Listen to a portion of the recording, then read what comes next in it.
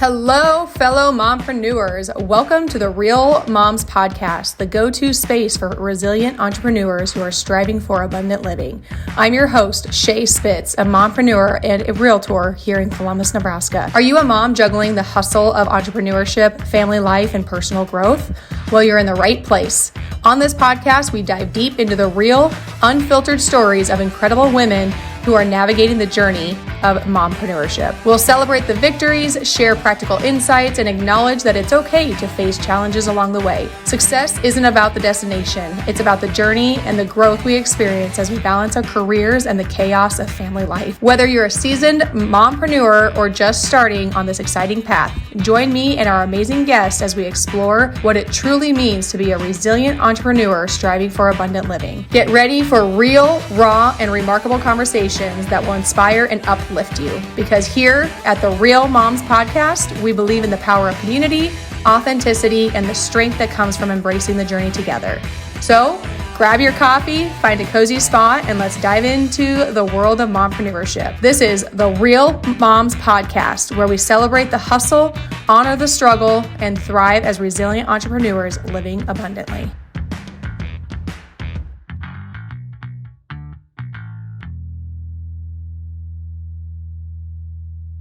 Welcome to another episode of Real Moms Podcast. I like to start every podcast off with a motivational quote, and today's quote from Diva is "Numbers tell stories." So today we have the honor to have Diva Mejias on the show. She is a seasoned professional with over 3 decades of experience in corporate finance, including a notable role as district controller, where she managed over $350 million annually. Diva is an entrepreneur with significant tax experiences. She's a certified tax advisor and ITIN certified acceptance agent. She is licensed in multiple states as an insurance broker, agent, and also serves as a realtor. This woman is a powerhouse. She does it all in addition to lending her expertise in numerous nonprofits, community services, all while being a mom and a grandmother. And you can also tune in to her podcast, which is called Divas Two Cents. So welcome to the Real Moms Podcast. It is an honor to have you here.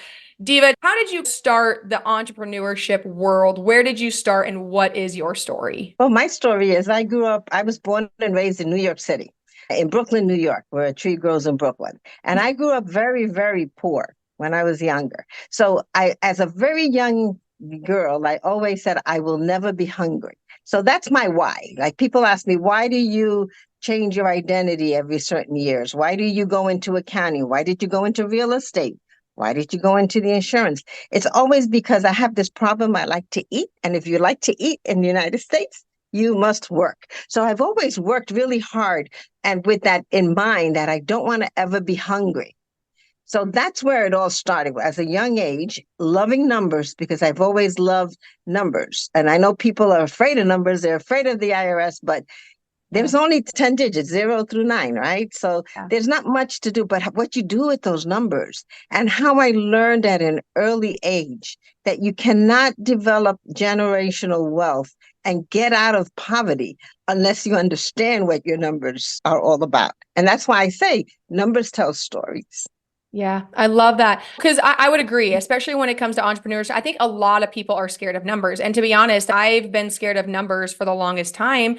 And people don't like avoid budgeting because they're afraid to really see what is actually in their account, how much they're actually spending, what they're not saving. And it gets to be pretty intimidating. So somebody listening to this and who's in that same position where they're a little bit intimidated by numbers, where can they start educating themselves? Like something fairly simple, whether it's a book, an online resource, a YouTube channel. I mean, where can they start just to kind of start enjoying it and appreciating those numbers?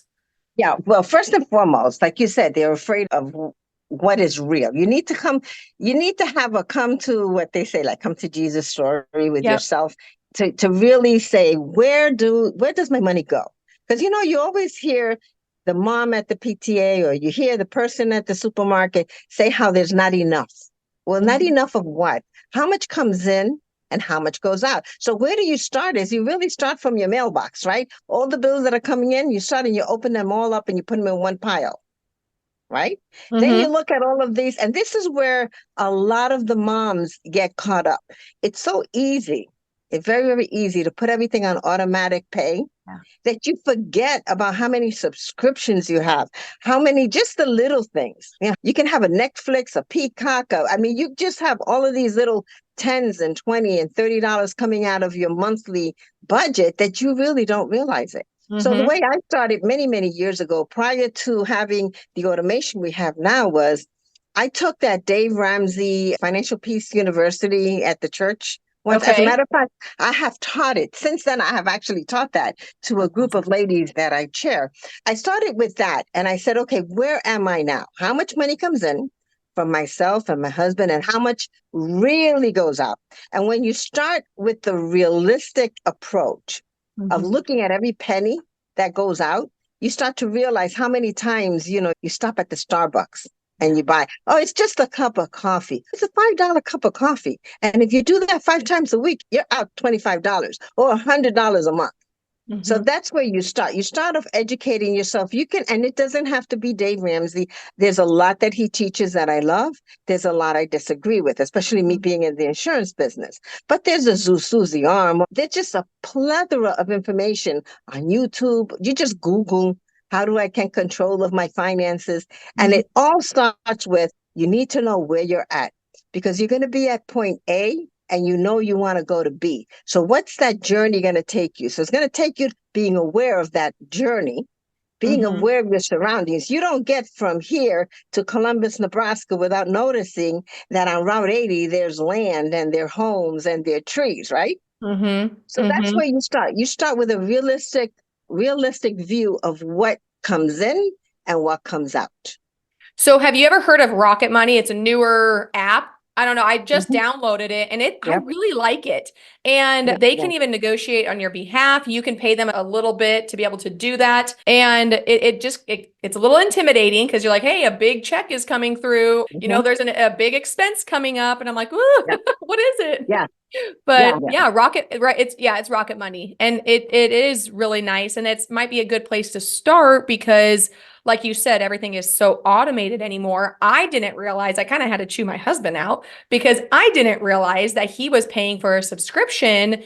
Now, I could do without TV. I don't care about TV. It's irrelevant. So the only thing we have is Netflix when it comes to, and then I think like Disney Plus, I think we share an account with somebody. But so, I mean, our TV bills are pretty low. I had noticed I signed up for Rocket Money and I noticed that there was a pretty big payment coming out here recently over several months. And I had to ask my husband about it because I was like, what is this for? He had bought it for the football season and then he did cancel it. But I'm like, oh my gosh, we were paying that much a month? It was like Yeah. $100. I'm like, I don't Yeah. care that much Yeah. about Yeah. it. But yeah, it's sad because everything is so automated that you kind of forget. And a lot of times you maybe sign up for a free trial and then you forget to cancel it and then it keeps going. Right. And not only that, but it's the subscriptions, it's the eating out that burns that wallet. You don't realize how much money, you just think it's just $20. It's just $10. It's just $8. It all adds up. And then nowadays with the debit cards, you just put your card in. You don't even think about it. But if you had to shell out, if you had, let's say you do like Starbucks, and I like to pick on Starbucks because there's a thing called the latte factor. I don't know if you've ever heard of that. Uh-uh. Okay, it's where this lady is at an investing group. She goes to this conference, and they're all investors. And the gentleman is talking about all these investments and compound interest and how you can build your portfolio within X amount of years. So she raises her hand and she says, "That's good for all of you, but when you live paycheck to paycheck, it doesn't work." So he asked her. He says, "Okay, let's start with you specifically. What do you do every day?" So she goes, "What do you mean? I go to work." "Well, what do you do before you go to work?" "Well, I take a shower, get ready. Then what do you do?" "I go to work." "What do you do between your home and your job?" "Oh, I stop at Starbucks." She Mm-hmm. says, "Okay, what do you get at Starbucks?" "Well, I get a latte." He says, "Okay. And what else do you buy?" He says, "I don't buy a muffin every day, but at least 3 times a week I buy a muffin." So he says, "How much does your latte and your muffin cost?" So he added it all up. Yeah. And then he said to her, at the end of the month, this is how much you're spending just going from your home to your job and not realizing that if you didn't do that and you even cut that in half, you can invest that other half. Mm-hmm. Or So, just buy so it at home. You know, So the that's cost at it. home. That's the latte fact. You just don't realize how much money you spend Yeah. because you're not using cash. So if you Yeah. really want to get a hold of how much you really spend, try it for a month. Don't use your card at all, your debit card. Don't pay anything unless it's cash. And if you don't have your cash to pay for it, don't buy it. And Mm-hmm. you will realize how much more cash at the end of the month you have. So where Mm-hmm. did you asked me the question, where do you start?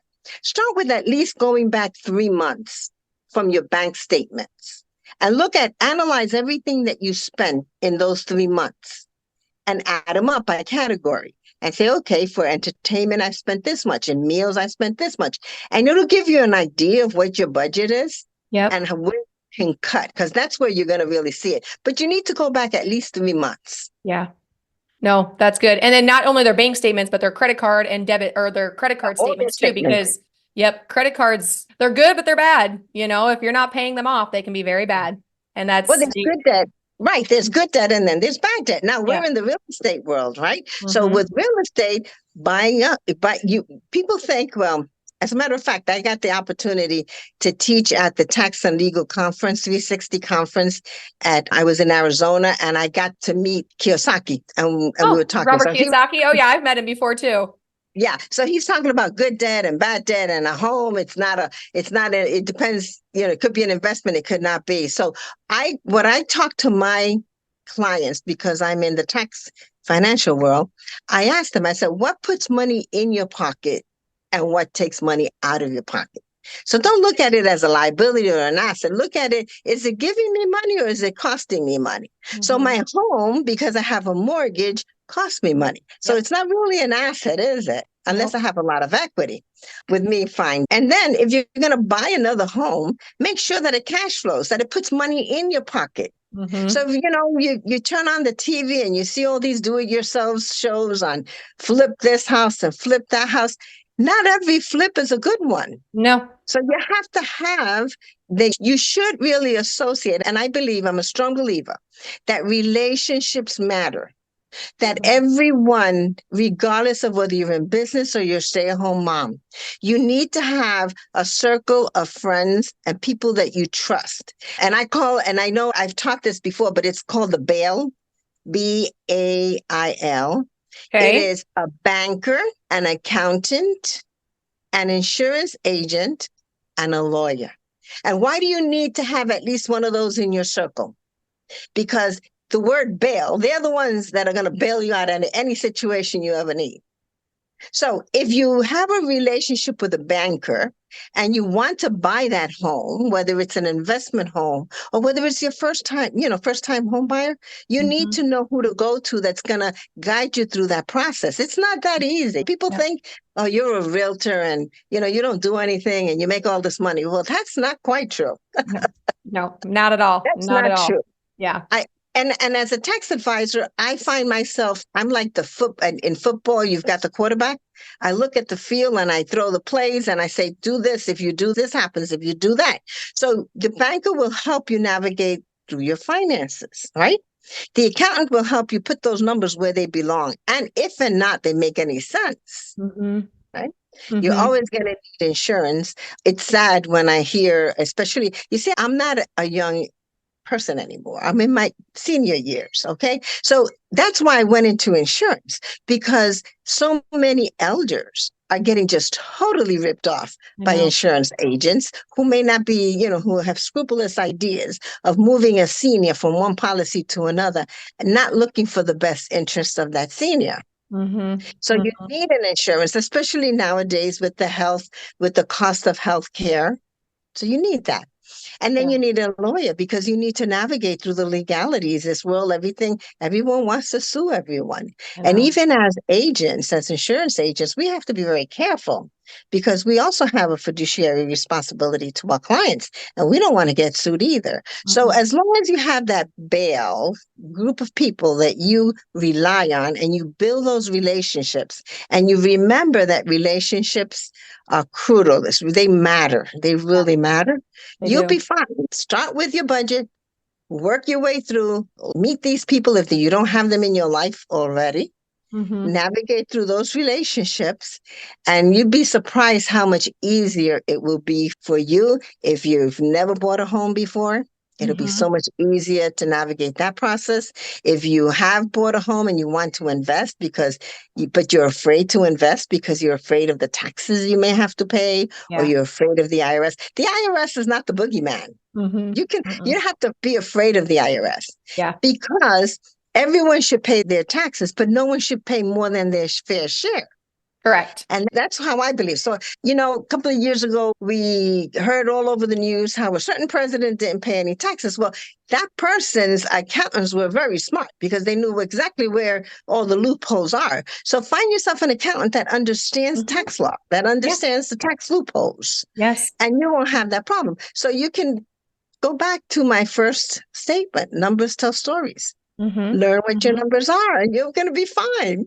Yeah, proximity is key, and your network is your net worth. And I think where a lot of business owners, real estate agents, entrepreneurs of any sort kind of fail, or businesses in general fail, is they feel that they can't hire the right CPA, or they want to do their taxes or their bookkeeping themselves, when in reality it is so important to have somebody else who's looking at your numbers from a 10,000 viewpoint and saying, hey, this is where we need to kind of crunch. You can do this, you can't do that. I finally found, like, I went through like 4 CPAs before I found the one that I love. He's absolutely amazing. He's definitely more expensive, but in all reality, he has saved me so much more money than what I pay him. You know what I mean? Like, I could have went with a cheaper CPA, but I was paying more towards the IRS when I really didn't need to. But yeah, you're right. There's all sorts of tax loopholes, and we all need to pay our own taxes, but we don't need to pay more than our fair share, because if we can keep that money and reinvest it back into our own local community,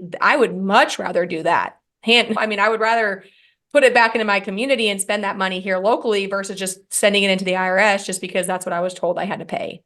Right, right. You can either donate it or you can put it back in your business, especially if you're starting out, right? Or if you Yeah. have a family, you can start putting it into, your children's education or your Mm-hmm. children's futures to cut that generational pitfall that you may be in. It's interesting that you talk about relationships as well, because another tidbit that I want to leave all of you here, especially if there are realtors listening, okay? You have to make sure that everybody on your block that you live in, on everybody within at least 2 miles from where you're at, know that you sell real estate. Yeah. The hardest lesson that I learned was sitting in my home office, looking out of the window and across the street, watching another realtor put a for sale sign. Yeah. I was like, what? They're selling their house. They didn't even tell me that. So Yeah. when I did bump into them, I said, what happened? Why did you not trust me to sell your home? And the answer that I got was, I oh forgot. my goodness, you sell homes too? I thought you Mhm. were the tax lady. Yep. You Yep. see? So Yep. don't take it for granted that people know what you do. Yep. And Yep. right? So when you're introduced, how do you introduce yourself? Especially like someone like myself, okay? Because I do so many things. Yeah. I wear so many hats. Yeah. Never tell people, don't use your title to introduce yourself. Okay. Tell them what you feel. I believe everyone should have a tax accountant that they rely on and an insurance agent that they can go to. I believe that if they're looking for homes, they should have a realtor. Tell them Mm-hmm. what you believe, because Mm-hmm. then you can start out with knowing what their interest is, and then they'll ask you, and then you can tell them who you are. But for goodness sakes, I learned that lesson, and that was a hard one for me to learn right Uh-huh. across the street from my home, that I could have, you know, I could have gotten that commission. Yeah. Yeah, I know that's one of the things that we always have to keep in mind is we have to stay top of mind. Just because you tell somebody one time, two times, three times does not mean that they're going to remember, especially when they become in a bind or a crunch and something like happens quickly. They're thinking of the first person that comes to mind, the first person that they maybe had talked to right then and there, not somebody who had told them that they're a real estate agent even a month ago. You got to stay on top of mind. And that's why it's so important to use all aspects of communication, text, phone calls, emails, Yep. social media, flyers, postcards, all of that. And it can be very overwhelming for sure, but it is very crucial that you stay top of mind. Absolutely, absolutely. Now, regarding the real estate, you have buyer's agents and you have seller's agents, right? Well, I'm in the process of co-authoring a book with a lady who's been in the real estate for many, many years. I don't know if you know her, Krista Mashore. Mm-mm, mm-mm. It's at the print. I don't know if you can see it if I just move it over a little bit. I Try to don't put it think, closer to the screen. Will it? Nope. Or maybe in front of you. Hold it in front of you. probably not. I'll send it to you so that you can see it. But it's called The Astute Seller: What to Expect When Selling Your Home in Omaha, Nebraska. Okay. How to get the highest price at the best terms. So I actually put a picture of my daughter's home that I sold for her Oh, there. nice. So as soon as that comes out of the print, I'll send it to you. Yes, please do that. I actually had interviewed somebody else who had wrote a book as well, and you can buy it on Amazon. It's called like Privilege Over Poverty or vice versa, something along those lines. So I recently bought it. So I love interviewing people who have gone above and beyond and have done like books because that takes a lot of time with Yeah, well, potentially no that one return. Yeah, but this one I co-authored with her. So You this one, it's co-authored. not for Okay. me to sell. It is for me to give out to, because, now with the way the real estate market is, I want to get more sellers. I've always been on the buyer side. I really want to be more on the seller side now. Yeah. So that's why I did this. And then my Yeah. other book that's coming out, Embodying Your Identity for the Life That You Want to Live. Oh, that's amazing. Okay. That is You, amazing. you got to know who you are Yeah. and not be afraid of who you were because you're not there anymore, Hmm. and just Hmm. find who you want to be, and you can make any life that you want to. I mean, if a young girl from Brooklyn who used to just eat rice, and that's my story, rice and spaghetti and meatballs 3 to 4 times out of the week, and always said, I will never be hungry again. If I was able to accomplish what I have accomplished Hmm. today, Hmm. anyone can do it, Yeah. and pay it forward, and Yeah. really, really pay it Yes. forward. Yeah. You got to give back I don't know if you know Randy Garn or if you've ever followed him, but I met with him again this last weekend and one of his quotes, I don't know the full extent of it, but I kind of break it down that his dad had always told him is give back to others and expect nothing in return. And when I heard that last January, I have tried to live by that because you can't expect things from other people. You truly and honestly want to give back to others. What makes me so happy, I had one of my co-agents ask me this a while ago. He's like, Shay, if you could do anything in this world, but it had nothing to do with real estate, like you could not do investment, you could not help people buy and sell, what is it that you would do and what makes you happy? And for the longest time, I don't know. I was like, I have no idea what I would do because I love real estate. Well, I had like an aha moment the other day because a situation came up and I had the opportunity to help somebody and in their business and they're kind of getting it up off the ground and I'm going to pay for something. But I realized I was like, holy moly, that's what it is. Like, I want to be able to help others, especially mompreneurs, because that's where my heart is. I'm a mom, I got kids and a family, especially mompreneurs believe in themselves and step outside their comfort zone to get to the level, not only financially, but intellectually, emotionally, spiritually, to a whole nother level, far beyond what they ever thought that they could do, because you truly cannot help others unless you're in a state to be able to do that and give back.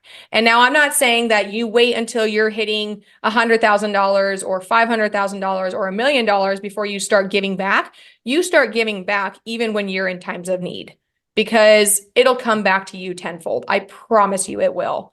And one of the quotes that I actually read this morning, and I write it down in my schedule every day, or I don't write this quote every day, but I write in my schedule every day. It says, you can't start the next chapter if you keep rereading the last.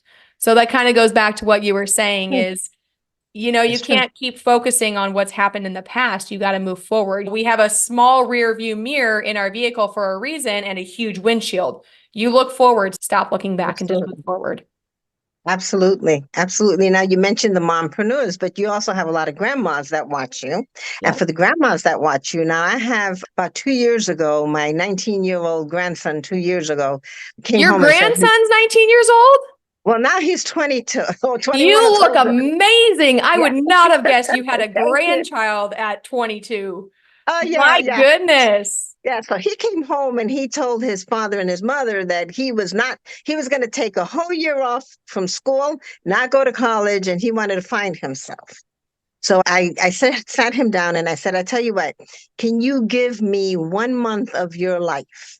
Just 1 month. Just come with me. Come to my home in Florida, because my home is in Florida. Come to my home. Give me 30 days. That's all I need of your life. And you'll never regret it. So he says, okay, Grandma. That was the deal. So I took him to Florida and I enrolled him in the Century 21 One Blue Real Estate School. And I had him taking the online course all day long. And then we would take breaks. And I took his iPhone away, by the way. And so then in the evenings at 7 o'clock at night after dinner, I would quiz him. And when he took the whole real estate course, and after 2.5 weeks, took the real estate exam. He didn't pass it the first time, but that was okay. Made him take it again. And then when he passed his real estate exam, and I cried with him outside of the location that he went, and I said, even if you don't go to college now, I know that you will make a living for yourself and your family in the future. And it took us about a month. When we came back, he said his friends teased him. They thought he went to jail or something because I couldn't reach him. But it took, and I say that to the grandmas out here because that's what I called it, tough love. Yeah. Would have been very easy for me to say, you know what, honey, you're right. You have to find yourself, find your way, let others help you find your way. And I didn't do that. I said, nope, this is not happening on my watch. Mhm. Let me see what I can do. And today he's with Nebraska Realty. Mhm. He's in a group and he's doing very, very well. And the other day he called me up. He says, hey, Grandma, I just flipped this home. I just sold it. I fixed it, sold it. And he was so happy. So I am extremely proud of him. And I strongly believe that your motto or your saying, your quote about give, not expecting anything in return. Yeah. When Yeah. you do that, you get so much in return So because the much. satisfaction that I have of knowing that month, and I know he hated me that month, but that month that I invested in that young man is Mhm. going to give him a lifetime Yeah. of Yeah. benefit.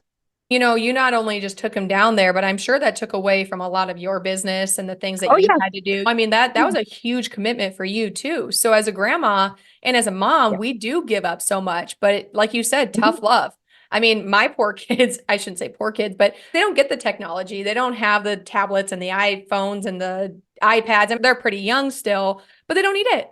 And like my kids' creativity is so impressive. Like my daughter was telling me this morning, she was talking about how there was like this group of kids who are they're rude. And so she started the kindness group. And she just Oh, went on wow. about it. And I'm like, oh, that's so sweet. She's like, yeah. She goes, I told the people in my group that if they're just being mean, that we just need to love them and be okay with it and just keep being kind. I'm like, oh my gosh. I said, you Okay. really did? She goes, yeah, I really did tell them that. I'm like, oh my goodness. Let me see, my husband and we've been married 49 years this year. Next year will be our 50th year anniversary. And when I did that, he told me, he says to me, what are you doing? You're gonna you're gonna force him to go into a career that knows nothing about. And I said, I didn't look at it that way. I looked at it with, I'm giving him an opportunity to realize that the real estate career is a very good career Yeah. if you work it right. Yeah. If you work it right. So give him options, give kids options nowadays. They really don't have much. No. I mean, there's no one really looking out for them. At least I don't think so, but I don't know. Not when I was younger, our form of entertainment was going out to the street and playing handball or whatever. Yeah. But nowadays they really go out. They're always in home looking at tablets or computers or Mm. some type of video. Yeah. Yeah. And that's my biggest piece of advice for parents and moms. And it's easy just to hand over your tablet, or it's easy just to bring a tablet and go out to eat and let it sit in front of them. But my number one piece of advice is don't give your kids the technology. Don't give them those phones and those tablets.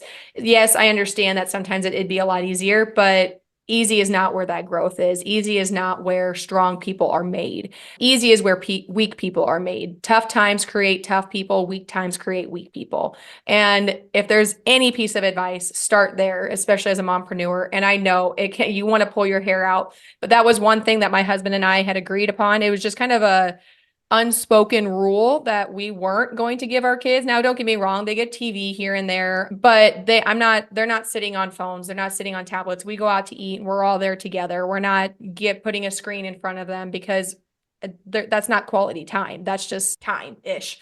And so that'd be my biggest piece of advice. But yeah, I mean, I love how you took away his iPhone, because he really then had to focus solely on not only real estate, but he was also focusing on himself and improving and benefiting himself. Yeah. Yeah. And for all the mompreneurs out there, your kids are young and they could be annoying. And I know, and there's sometimes that you feel like, oh my goodness. I always tell people I could never be a teacher because they would find one or two kids in some basement somewhere. But they're young and they're not as tall as you are. But before you know it, you blink and they're eye level to you. Mm-hmm. So time goes fast. It doesn't stop for anyone. So make the best of it while they're young. Make the best of it. Yeah. And I think that where we struggle as entrepreneurs or mompreneurs is you have that pull between, okay, business. My husband and I just had a conversation about this yesterday, between business and family life and stuff. And it's more about the quality of time versus the quantity. So my biggest focus and thing that I've been working on over a couple of years, but you go through phases where times get busier, so it does take a little bit more away from your family, but it's really just like being able to put the phone down, being a way to walk away from work, even if it's for an hour, even if it's for 2 hours in the evening, and just really playing and spending time with your kids. I'm there every morning and every night, unless I'm traveling, but I'm there to put them to bed. I'm there to get them up and take them to school and sit down with supper with them. And if you can't do that every single night, then have dedicated nights that you can be there. Mm-hmm. Yeah. Unfortunately, I was not always there for my children when they were growing up. My mom came to live with me about 40 years ago, and she actually was the one who would prepare the meals and all that other stuff for them because I worked 15, 16, 17-hour days at United Parcel Service. And if I had to do it all over again, Shay, I would, because that's the only way that I was able to break that generational wealth curse that we had. I don't regret it, but today I sit down and I hear my 45-year-old son with his kids and all that. And he's always says, especially to the employees, to our employees at the businesses, he always says, take time. It's Halloween. Go home. Don't stay here. I remember not having my mother take me Halloween, trick-or-treating. I remember my dad always being there, but not my mom. You go home. You need to be there. So that's so important. I had to do it. I had no other choice. And I would. And I tell them both. I tell them, if I have to do it all over again, I would, because that's the only way. You both have college educations, you both have homes, and you both have what you have today because somebody had to do it. Yeah. Right. Yeah. So never feel guilty as a mother, as a mompreneur, that you have to do something and it's going to you always think about what benefit is it that you're going to give your family, the kids, how are they going to benefit from it? Of course, if you're going to work 16-hour days and it's going to be for nothing and it's going to be, you're not going to get a benefit from it, don't do it. Yeah. But if you have to do it, don't feel guilty about it also. Yeah. Because when I first started working back in 1979, there were very few women in the workplace. They were mainly men. So it was like the working mom, the working mother. Yeah. So it was looked down on. It wasn't looked upon in a favorable. Mm-hmm. Well, and I think, we feel guilty. So I want to circle back to that a little bit, because it's one thing for your kids to understand you're not around because you're doing it for them. Now, obviously, if you're out there working, there's a reason for it. But if you're out there like partying and doing things that are unnecessary, night and day difference. But how was that with your relationship with your husband? Did that play a toll on your relationship? Yeah, it did. When we first got married back in 1975, we decided we weren't going to have kids because we were both very, very poor. And we said, we're not going to be poor again. We're going to build generational wealth. We're going to have so much money, it's going to be ridiculous. That was how we first, and for the first 3 years of our marriage, all we did was work. I mean, we had 2 and 3 jobs each. And all we did was pocket the money, bank it so that we could buy our very first home. The relationship with my husband has strengthened as a result of what we were able to accomplish together. Now, was it rocky at first? Because, you always have money. When money isn't involved, right? There's always issues as to where to spend it, with the budget, especially when you're going to create a budget. You shouldn't create a budget alone. You should create a budget with your husband because your ideas may be differ a little bit and you have to be flexible. So my relationship with him, he was very supportive. My mother's been living with us for 40 years. He must be I think she cares more for him than for me sometimes. She'll take his side. But he's my biggest supporter. Now, why? Why? Because I often think about that. People ask me, how do you guys get along? Because we work day and night in the same business together. He's my biggest supporter. He's my marketer. I mean, everywhere you go and you meet him, he's handing out my business cards. He's talking about me, talking about the business. With the children, we brought the children into the business. Now, back then, I didn't know that I could put them on payroll. Now I know. For those mompreneurs out there that have children, you have to get them involved in your business. You have to and when I say put them on payroll, I'm not talking about getting them a W-2 job. How old are your children, Shay? 9, 7, and 4. Perfect. That 9-year-old, he can clean your office, right? He can shred your papers. He can organize your files, right? He could be your outside labor line on your tax return. So you're going to give him money anyway. Right? Yeah. You're going to give her money anyway. So why don't you have her open up a bank account, and then you pay her for those services that she provides for you into the bank account. And whatever you give her, split it, put half of it into a Roth IRA for her. And the other half she lives off of. It's a tax deduction to you on your business because you need that work. Right now she's 9 years old, so you're not going to give her more than the standard deduction of $13,000. Yeah, of course, you have to justify what you're doing because I'm not telling you to evade taxes, but yes, there are ways to get around that. And the reason why I say bring her into the fold is because once she sees what you're doing, she may be involved in it more. She may understand more. She'll be more receptive to when mom can't be there for some reason. Yeah. Because you got to show her home, or because she's involved in the business. So that's what we've done. My husband and I, we've always had the kids in the business. We've always had each other. We've worked together very, very closely. Okay, so going back to that, because I've heard of that. Now, do you have to file as an S Corp in order to be able to pay your children on a W-2? No, you do not. You do not. If you have an S Corp, you do not put your kids on payroll. Okay. If they're 19. If they're over 19, yes, you can put them on payroll and give them a 1099, not a W-2. When they're younger, when they're under of age, when they're 18 and under, you don't have to give them a W-2 if you're a sole proprietor. Okay. Not an S Corp. An S Corp is a slightly different. Okay. When you're a sole proprietor, so what you do is, let's say you have an S Corp. So that's what I have is an S Corp. Then what you and your husband do is you create a management company. Okay. Shea Management Company, Family Management Company. And that's going to be that's just a sole proprietor C Corp. Not a C Corp, forgive me. Just a sole proprietor. That's going to go on a Schedule C. Okay. Okay. And then the S Corp pays the management company for the janitorial services that your daughter provides, or whatever service, marketing, whatever it is, advertising, or whatever it is she's doing. And the S Corp pays the management company, and the management company gives her the money. Okay, as like a 1099? Think about it. No, or as a W-2? No, you just fund the bank. Just send the money to the bank. You don't have to issue a W-2 for a minor, especially if it's under the standard deduction. Because think about it. What is she going to do? She's going to file a tax return that says she received $6,000 that year. Her standard deduction is going to be $13,000. So it's going to be a zero tax return.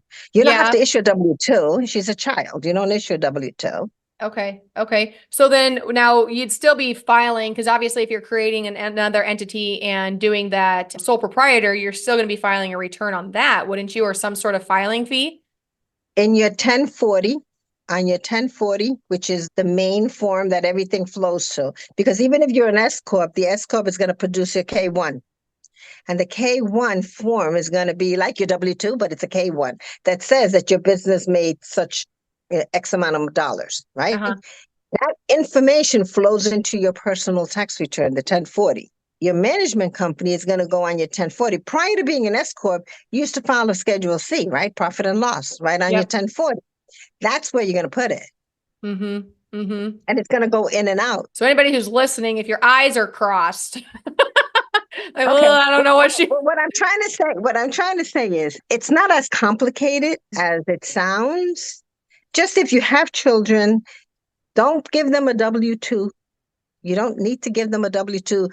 If you have an S corp, you don't give them you don't put them. You need another company. You need a family management company to Mm-hmm. pay those kids Mm-hmm. under 18. Over 18, 19, then you give them if you put them on payroll, you're going to have to give them a 1099 if you get Mm-hmm. independent contractor. Mm-hmm. But Mm-hmm. but Okay. there are So ways. you have There are a man. ways. What's that? There are many ways to get around that. But Yeah. the main thing is bring them into the fold. Let them Yeah. see what mom and dad do for a living. Let them experience it. Because Mm-hmm. first of all, they may like it. Second of all, may give you ideas. Some of the, like your 9-year-old can probably sit there and watch you put together a PowerPoint presentation or something and say, that color doesn't look right, mom, change it. Because Mm-hmm. she's got different ideas. Mm-hmm. Bring that creativity out of these children. They have so much creativity. Oh yeah. Yeah. I know they go on a lot of open houses with me. I've taken them to yeah, open houses, but a lot of showings. I've actually had to take them to listing appointments before. My daughter loves coming with me to open houses. And as they get a little bit older, I take them with, but I've had to take all three of them to showings and listing appointments because if my husband's gone or whatever the case may be, I let the clients know, like, hey, I will have my kids if you're okay with that. Otherwise, we're going to need to reschedule. And I've never had anybody tell me no. If you put that out there and you're transparent about it, I've never had anybody tell me, hey, no, I'm not, I don't like kids. Maybe they Okay. don't, but Okay, for your viewers, if they're interested in that on kids on payroll, I am a Main Street certified tax advisor through Mark Kohler's group. okay. Mark Kohler, Kohler. Google him on YouTube. He is a CPA, legal attorney, and he has a lot of videos on, you know, kids on payroll and different tax strategies. And that's what we learn and that's what we teach moving forward. Kohler. Hler. And his Okay. first name is Mark.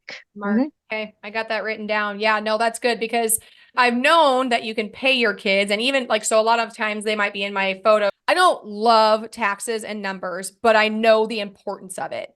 So it is so important to know what you are doing, why your tax accountant is doing what he's doing or she. You don't need to know the ins and outs and every single rule, but you need to be able to ask questions because when we go to like our tax appointment, it's kind of comical because my husband will sit there and he just kind of like nods along. And I'm looking at him, I'm like, you don't understand this. So let's ask questions. You So I need to will know ask your for clarity. numbers. Yeah, Yes, yeah. And you I need tell to people know. like, hey, break it down Barney style. Like I need you to break it down Barney style for me Mhm. to understand.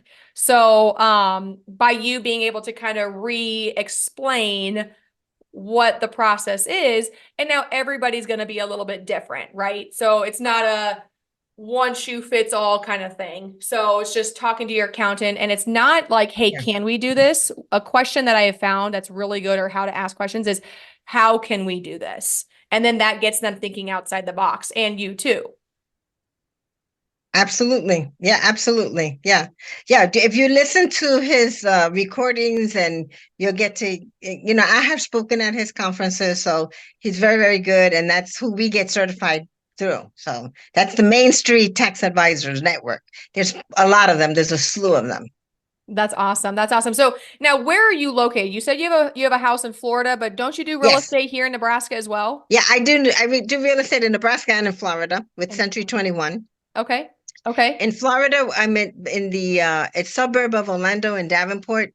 They changed it to Champions Gate now. I don't know, fancy name for the same location that I've been for 20 years. So I don't know. But and then in Rebranding, that's Omaha, what it's all Nebraska, because about. my mom is still here. So and my Yeah. kids are here. Once they went to the University of Nebraska, they never wanted to go back east. Hmm. They don't even want Oh, to visit New York or New Jersey, none of the yeah. East Coast. Yeah. So Yeah. Yeah, no, that's amazing. That is amazing. I've enjoyed every bit of this. I don't know if you have any interest. So every other week we get together. It's a group of mompreneurs. It's resilient entrepreneurs striving for abundant living, similar to this podcast.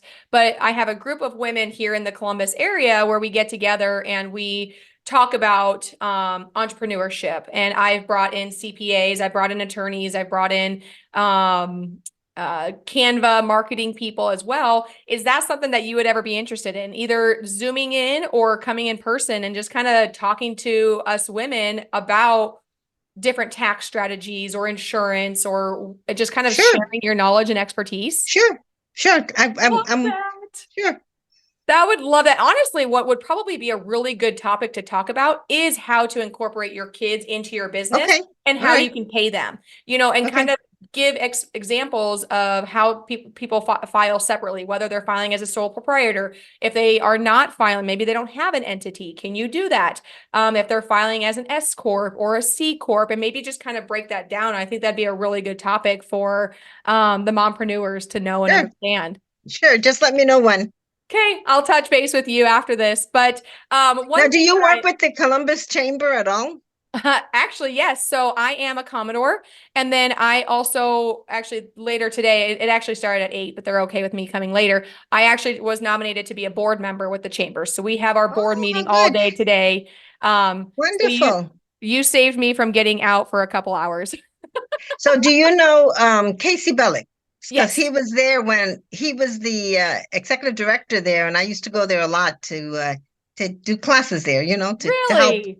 with the yeah That is yeah. awesome. So yeah, I think he's actually speaking today at the board Well, meeting. you say So Diva said hello. I I'm the will treasurer for do the that. Nebraska Hispanic Chamber, so that's how I know him. Through what? I am the treasurer for the Nebraska Hispanic Chamber of Commerce. Oh, okay. So that's how I know him.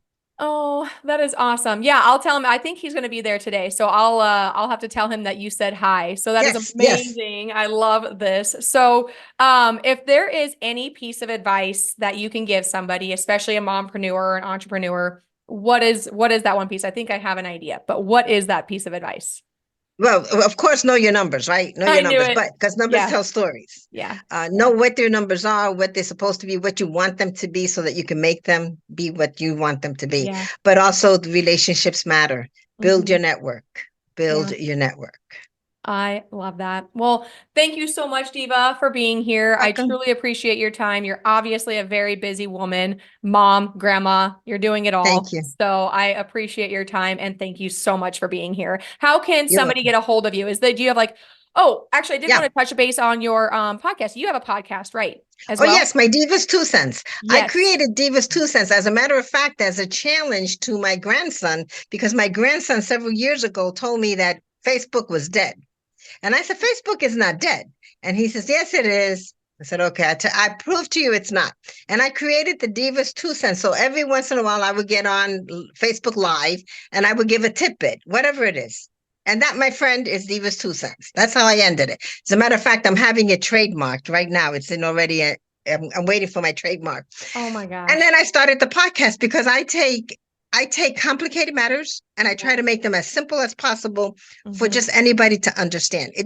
Accounting doesn't have to be so complicated. Yeah. You know, I know people want to make it seem so complicated that, you're going to get the big bucks because you can say big words. I don't do any of that stuff. So Mm-mm. my Divas Two Cents podcast now incorporates not only just accounting, but I brought on quite a few different people in different industries so that they could take those complicated matters and make them Yeah. simple for the masses. Yeah. Yeah. So kind It of like airs every Friday at 4 p.m. okay. I go live. Some of them I have to record before and then put them on live on Facebook on Fridays, but it's every Friday at 4 p.m.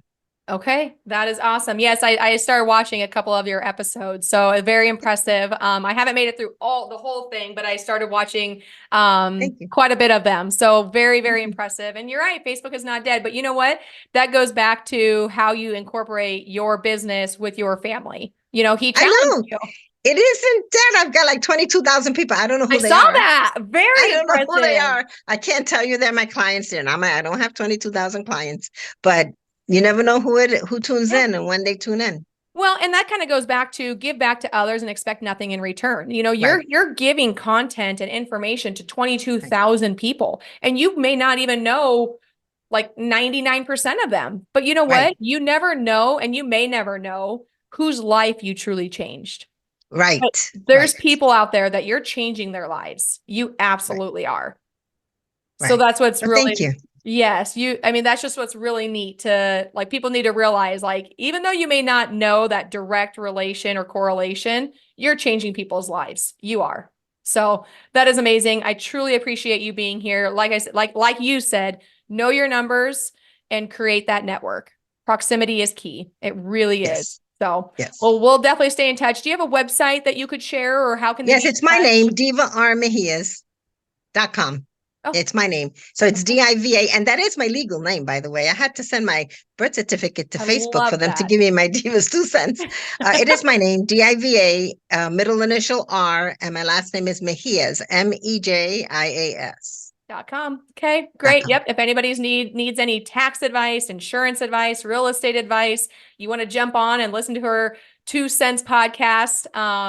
Yeah, just go to divarmejias.com and you can touch base with her there. Thank you. Thank you so much, Diva. Take care. Bye-bye now. And that wraps up another inspiring episode of the Real Moms Podcast. A huge thank you to our incredible guests for sharing their story and insights today. If you found value in today's conversation, don't forget to hit that subscribe button so you never miss an episode. And hey, sharing is caring, right? Share this podcast with your fellow mompreneurs, friends, and anyone who you feel could use a dose of inspiration. Share it on your social media as well. But most importantly, if you found this episode helpful, please, please, please leave me a 5-star review. This helps get our information out to those who have never heard or seen us before. Are you feeling inspired and you're sure that you could add some value to the podcast? Shoot me a message and let's talk. We love hearing from you. So connect with us on social media. Tag me at Shay J Spitz. That's ShaeJSpitz. And share your thoughts and takeaways, or even suggest topics you'd like to have us explore more in the future episodes. Remember, you're not alone on this journey. Your resilience is your strength, and your pursuit of abundant living is truly remarkable. As always, keep thriving, keep growing, and keep embracing the beautiful chaos of being a mompreneur. Until next time, take care, stay real, and keep living abundantly.